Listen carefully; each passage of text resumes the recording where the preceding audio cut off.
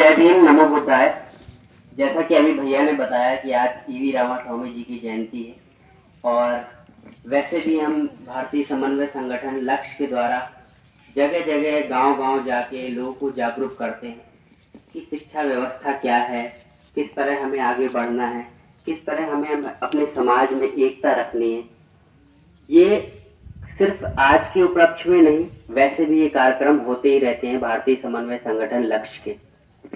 लेकिन आज थोड़ा सा विशेष दिन है, ईवी रामास्वामी जी की जयंती। ये एक ऐसे महान व्यक्ति हैं, ऐसे महान लोग हैं जिन्होंने हिम्मत करी। आज सबसे बड़ी बात यही है, हिम्मत। सबसे बड़ा सवाल हमारे अंदर यही है कि हम में कितनी हिम्मत है। हम हमेशा अनुकूल परिस्थितियां ढूंढते हैं, लेकिन क्या इनके समय में अनुकूल परिस्थितियां रही होंगी? ये सोचने वाली बात है कि जिन्होंने पाखंडवाद के खिलाफ आवाज उठाई, ज्योतिबा राव फुले, जिन्होंने पाखंडवाद के खिलाफ आवाज उठाई, समाज को एक किया, धर्म पाखंड में जो हमारा समाज फंसा हुआ है उससे हटाया, आवाज उठाई, लोगों से लड़े, उस जातिगत व्यवस्था, उस सामंतवादी व्यवस्थाओं से लड़े, तो क्या उनके समय में अनुकूल परिस्थितियां रही होंगी? क्या आज हम सोचते हैं कि अभी सरकार कुछ और चल रही है, अभी लोग कुछ और चल रहे हैं, इसलिए अभी चुप रहो, जब हमारा टाइम आ जाएगा तब बोलेंगे। कभी किसी का टाइम आता नहीं है, टाइम लाना पड़ता है। टाइम कभी नहीं आएगा, अपनी लड़ाई आपको खुद लड़नी पड़ेगी। आपकी लड़ाई कोई नहीं लड़ेगा, आपको स्वयं अपनी लड़ाई लड़नी होगी।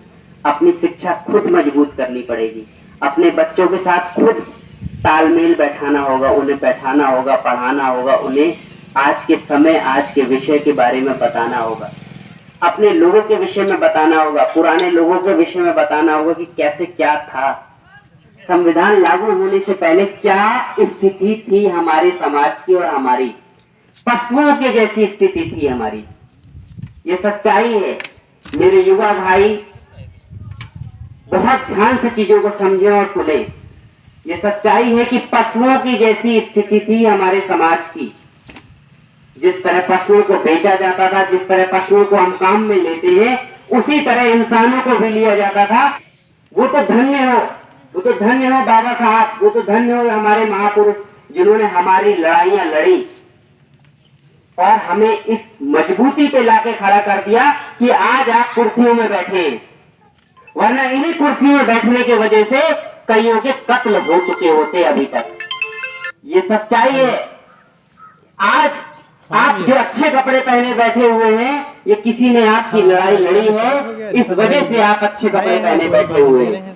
आप मनचाहा काम कर पा रहे हैं, आप मनचाहा बिजनेस कर पा रहे हैं, नौकरियां कर पा रहे हैं, ये किसी ने आपकी लड़ाइयां लड़ी हैं।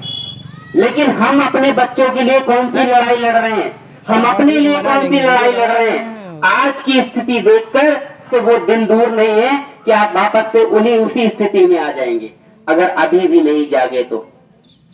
हमारा ये लक्ष्य, हमारा ये मिशन सिर्फ इतना है कि हम अपने एक एक युवा को जगाएं कि जागिए, मजबूती लाइए, अपने बच्चों के अंदर मजबूती लाइए, वो सोच लाइए। जिस जाति व्यवस्था से, जिस धर्म की व्यवस्था से हम बाहर निकल पाए हैं, बहुत सारी सुविधाएं हैं आज हमारे पास। हर व्यक्ति के पास आज उसके जेब में एक ऐसी चीज है जिससे वो पूरी दुनिया के विषय में जान सकता है, मोबाइल फोन। लेकिन आज इस मोबाइल फोन का सबसे ज्यादा दुरुपयोग हो रहा है। दुरुपयोग कौन कर रहा है? हमारे लोग कर रहे हैं सबसे ज्यादा, क्योंकि शिक्षित नहीं है, उनके घर में कोई उन्हें बताने वाला नहीं है, जानकार नहीं है। मैंने देखा है दूसरी फैमिलियों में वो अपने बच्चों को फोन का भी प्रयोग करना बताते हैं, उनके बच्चे उस फोन से पढ़ाई करते हैं, आगे बढ़ते हैं। और हमारे बच्चे दिन भर चूना लगाते हैं, दिन भर जैसे पान में चूना लगाया जाता है ना, उसी तरह दिन भर चूना लगाते हैं। ये रील, वो रील, वो जिंदगी में उनकी चूना लग रहा है। शिक्षा व्यवस्था बर्बाद हो चुकी है। बहुत सारे ऐसे केसेस हैं।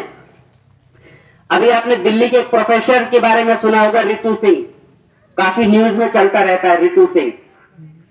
वो हमारे समाज की प्रोफेसर थी जिन्हें निकाल दिया गया।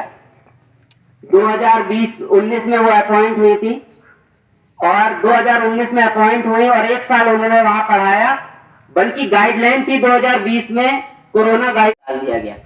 3 साल से वो धरने पर बैठी हुई है और बता रही है कि मुझे जातिगत मुद्दों की वजह से जातिवाद हुआ, मेरे साथ जातिगत गाली गलौज हुआ, इस वजह से मुझे कॉलेज से निकाला गया, मुझे बर्खास्त किया गया। और ऐसा सबके साथ होगा जो हमारे अच्छे अच्छे लोग पढ़ के आगे बढ़ रहे हैं, पदों में बैठ रहे हैं, उनके साथ अत्याचार हो रहा है। सोचिए, आपका रिजर्वेशन खत्म हो रहा है, आपके बच्चे उसी स्थिति में वापस आ जाएंगे, आपका समाज उसी स्थिति में वापस आ जाएगा अगर अभी भी नहीं जागे। एक नहीं, हजारों ऐसे केस हैं। हमारा कोई व्यक्ति, हमारा कोई समाज का हमारा युवा मूछे रख लेता है, जितेंद्र मेघवाल सुना है ना आपने, स्टाइल से रहता है, उसकी गर्दन काट दी जाती है सिर्फ मूछे रखने की वजह से कि तू शेड्यूल कास्ट का है, तेरा अधिकार नहीं है मूछे रखने का। हमारे एक व्यक्ति को घोड़े पे चढ़ के बारात जाने की वजह से जान से मार दिया जाता है। हमारे एक बच्चे को सिर्फ पानी पीने की वजह से मार मार के टीचर उसकी हत्या कर देते हैं, सिर्फ पानी पीने की वजह से। और हम कहते हैं कि हमारा देश चांद तक पहुंच गया। नहीं, अभी हम जमीन में भी नहीं पहुंचे। तो क्या इस व्यवस्था की गलती सिर्फ उनकी है? नहीं, मैं नहीं कह रहा हूं सिर्फ गलती उनकी है, उनकी गलती नहीं है। हर व्यक्ति अपने वर्चस्व के लिए लड़ता है, हर व्यक्ति अपने वर्चस्व के लिए लड़ता है। वो लड़ाई लड़ रहे हैं अपने लिए और आप लड़ाई लड़ेंगे अपने लिए। लड़ाई आपकी कमजोर है, आपकी तैयारी कमजोर है, आप उस चीज को नहीं देख पा रहे हैं जो उन्होंने देखी। उन्होंने अपने धर्म ग्रंथ छोड़कर संविधान को पकड़ा और आज बड़े बड़े पदों पर बैठे हुए हैं, और हमने वही धर्म ग्रंथ वापस पकड़ लिए जो उन्होंने छोड़े थे और उन्हीं को ढो के घूम रहे हैं। हमारी जगह बाबा साहब के संविधान में, न कि उन धर्म ग्रंथों में। उन धर्म ग्रंथों ने ही आपको छुआछूत बनाया, उन धर्म ग्रंथों ने ही आपको शिक्षा से दूर रखा, उन धर्म ग्रंथों ने ही आपको सुविधाओं से दूर रखा, और आज हम उन्हीं को ढोए घूम रहे हैं और अपनी चीजों को छोड़ चुके हैं। मैं अपने युवा भाइयों से कहना चाहूंगा, अपनी माताओं बहनों से कहना चाहूंगा, ये छोटे छोटे बच्चे जो आप देख रहे हो, यही बच्चे अगला अंबेडकर बन के तैयार होंगे, यही बच्चे अगला कांशीराम बन के तैयार होंगे। लेकिन इनको तैयार करने वाला कोई नहीं, आप ही हैं। बाबा साहब खुद नहीं बन गए, उनके माँ बाप ने उनको बना के तैयार किया। तो वो माँ बाप आप बनिए कि जो अपने बच्चों को तैयार करके खड़ा करें। तभी इन बच्चों में कल के दिन एक डॉक्टर होगा, एक इंजीनियर होगा। और थाने में जो आपकी सुनवाई नहीं होती ना, जब आपके 10 लोग वहां बैठे होंगे ना, तो आपकी सुनवाई चुटकियों में होगी, चुटकियों में।